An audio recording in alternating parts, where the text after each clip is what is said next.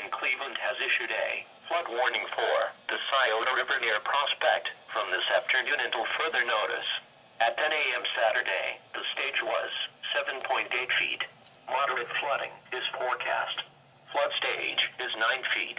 The river is forecast to rise above flood stage by late this afternoon and rise to near 14.8 feet by Sunday evening. Additional rises are possible thereafter. At 15 feet, widespread flooding occurs in northern parts of Prospect. The most significant flooding occurs on North Elm Street, Northeast Street, Cellar Street, and Mulberry Street.